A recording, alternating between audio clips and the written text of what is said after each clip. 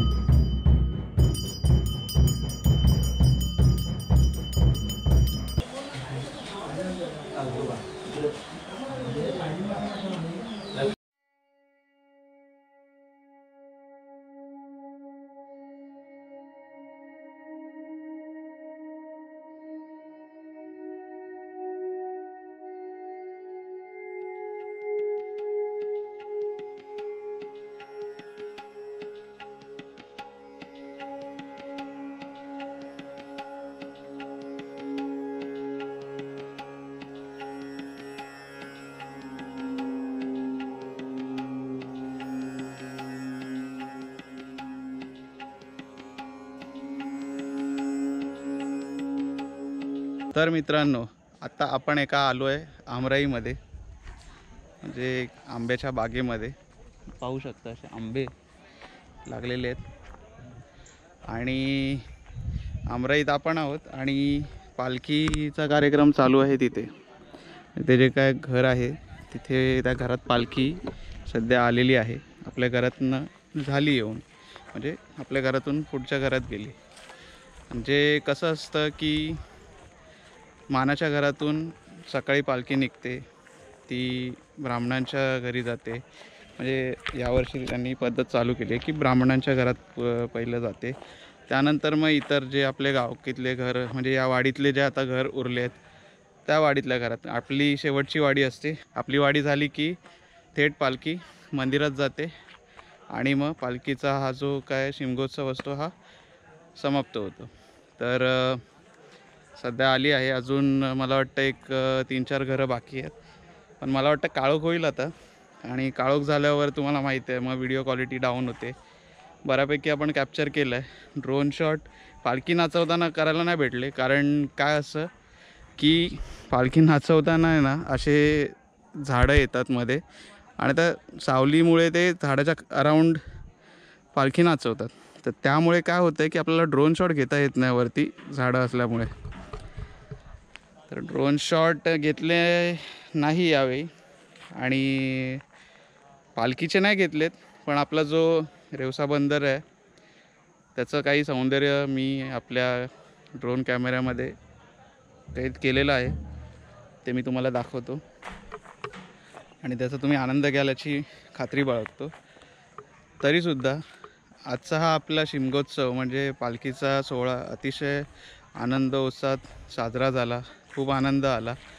प्रत्येक कोकणी माणसाला आवडतं की शिमग्याला गावी यावं. काही कारणास्तव जमत नाही त्यांना, नोकरीच्या माध्यमाने किंवा नोकरीच्या संदर्भात लोक सध्या मुंबई किंवा पुण्यासारख्या शहरात स्थायी झालेले आहेत. काही कामानिमित्त आजारामुळे नाही जमत यायला. तर देव त्यांच्याकडे पण लक्ष देऊन असतो, त्यांची पण काळजी घेतो. असं काही गरजेचं नाही आहे की पालखीला आला नाही म्हणजे तो त्याची काळजी घेत नाही. तर असा काही असतो आपला शिमगोत्सव. म्हणजे प्रत्येकाच्या घरात जाऊन मी शूट केलं नाही, कारण प्रत्येकाचा काही एक तर ते खूप रूढ होऊन जाईल. म्हणून आपल्या घरातलं काही शॉट्स मी तुम्हाला दाखवले आहेत पालखीमधल्या. संपूर्ण नाही दाखवल्यात, काही शॉट्स तुम्हाला मी टाकलेत त्यामुळे. आणि आता काळोख झाल्यावरती मला माहिती नाही व्हिडिओ क्वालिटी कशी येते. आय होप व्हिडिओ तुम्हाला आवडला असेल, आणि जर व्हिडिओ आवडला असेल तर व्हिडिओला लाईक करा, शेअर करा आणि आपल्या चॅनलला सबस्क्राईब करायला विसरू नका. आपण भेटूया पुन्हा एका नवीन व्हिडिओमध्ये नवीन विषयाला घेऊन.